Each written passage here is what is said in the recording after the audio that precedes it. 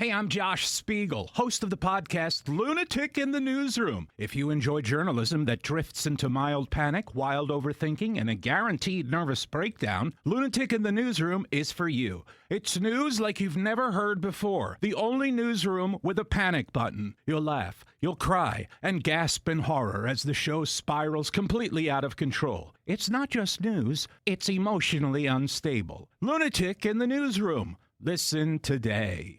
All right, the great Mitch Harper is going to join us coming up here in a bit. We'll talk some BYU spring ball and also a little bit of news on the legal front for BYU. So we'll have a chance to chat with him and get his thoughts on the latest with BYU as spring ball continues for them. All right, joining us live from St. George, it's Mitch Harper right here on 97.5, the KSL Sports Zone. Mitch, how you doing?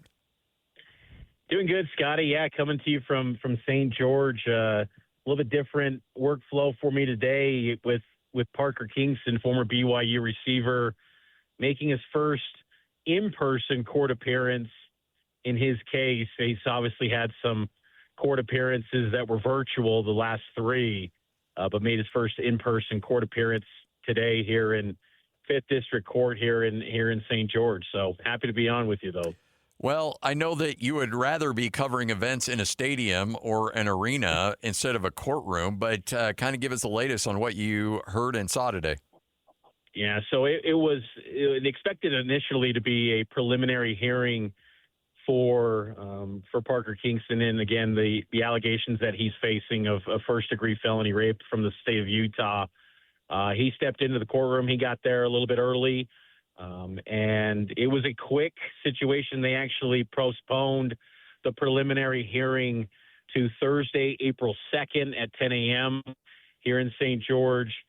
And Kingston, the most newsworthy item was that his GPS ankle monitor that was originally part of his bail conditions when he got arrested in February, that has now been removed. And so he no longer has the ankle monitor. He had to leave Washington County.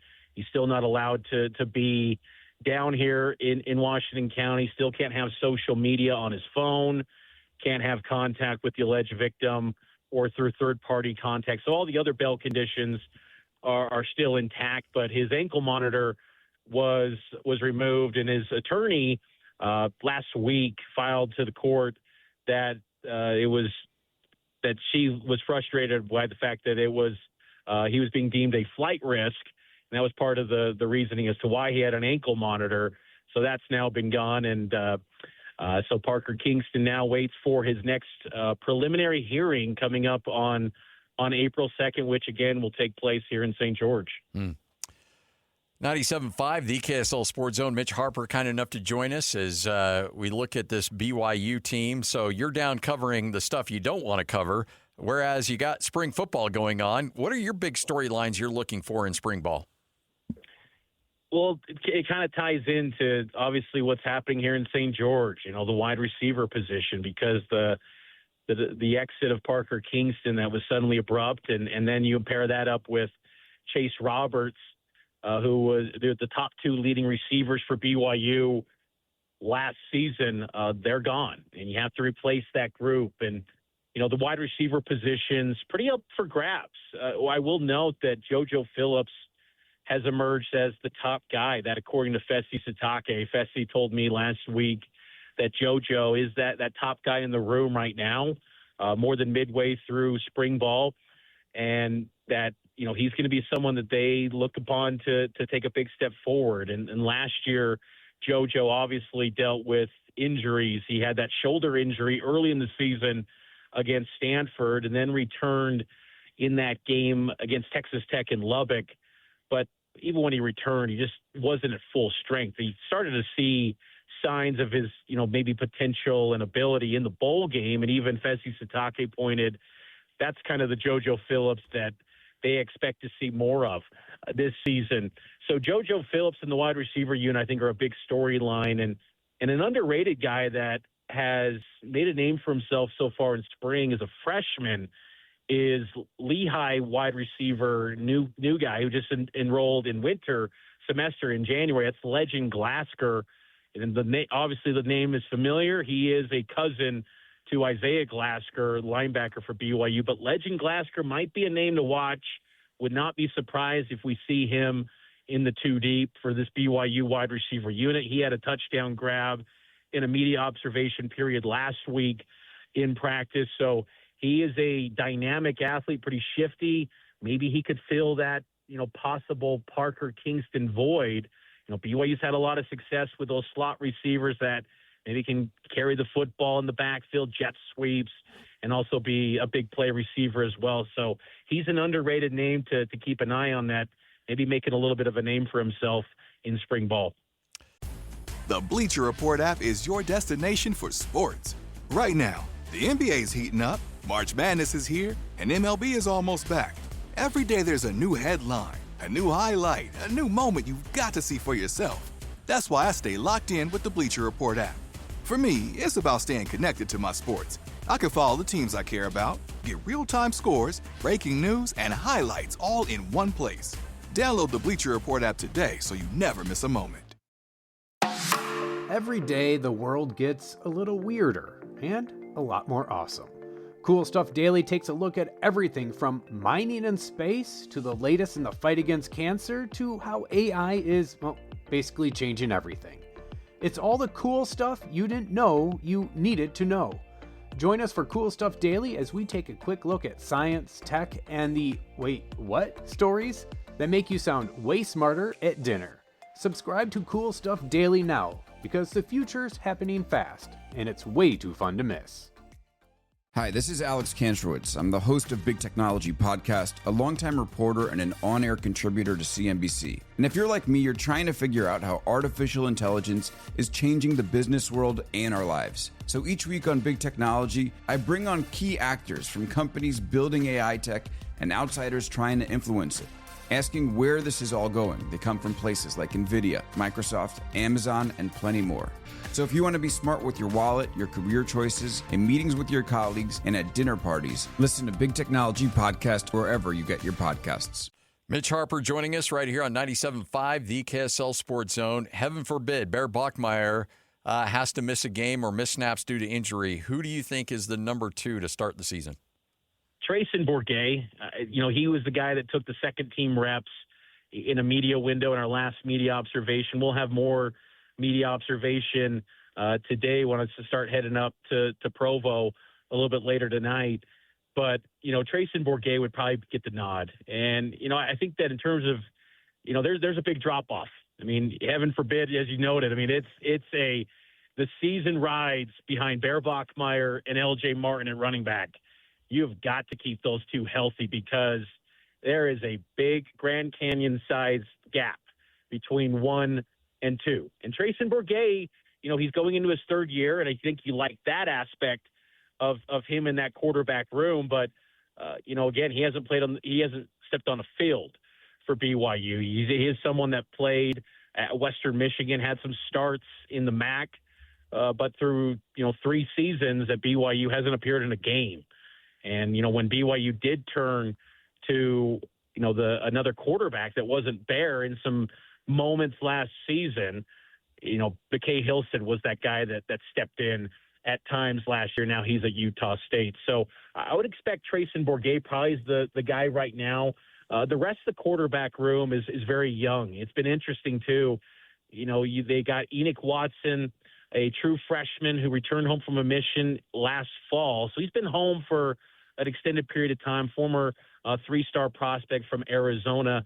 And then they've also added 2 quarterbacks as well. They added a player at the beginning of spring in Max Barker from Snow College. And then they added a kid in Owen Geilman, who's related to Emerson Geilman, who just left for a mission. He got added to the mix just last week onto the roster. So they got 5 quarterbacks now. But again, after Bear, it's a pretty big drop-off. And so Bear, keeping him healthy is so critical for BYU. And I think that Bourguet, I think they like that, the fact that he's been around the program. He probably knows the offense. But it's more of a case of, he's the veteran compared to a lot of freshmen and new faces that are behind him. Do you anticipate much of a scheme change with the new defensive coordinator, or if it ain't broke, don't fix it, and you just kind of stick with the same kind of schematic tendencies that Jay Hill had before? I think you stick with a lot of the same things, and I think that's one of the big reasons why, a lot of the players were retained in this process. And I think it was underrated, going to Kelly Poppinga because, he was the former special teams coordinator, and he had kind of reference points with a lot of the players in the program, because BYU has had a tendency in the Kalani Sitake era to even have some starters play on special teams. So he's gotten to know a lot of players. They like Kelly Poppinga, one, but I think two, the scheme doesn't change too much.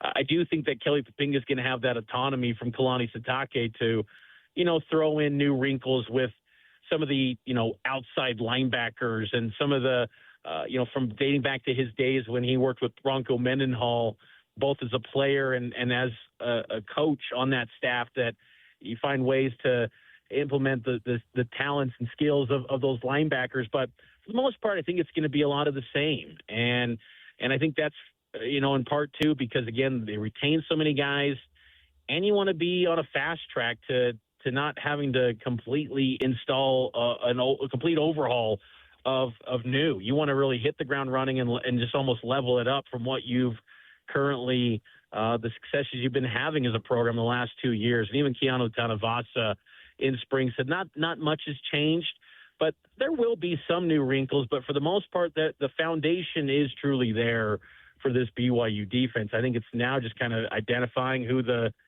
two deep guys are for a lot of this defense, but they feel pretty good about where a lot of the starters are because most of it returns from last season. Mitch Harper, kind enough to join us right here on 97.5, the KSL Sports Zone. Mitch, we're going to cut you loose. A little bit of breaking news. Hey, this may shock you. Utah State's looking for a new basketball coach. Oh, I'll let you go then, Scotty. You don't want to jump into those waters, huh?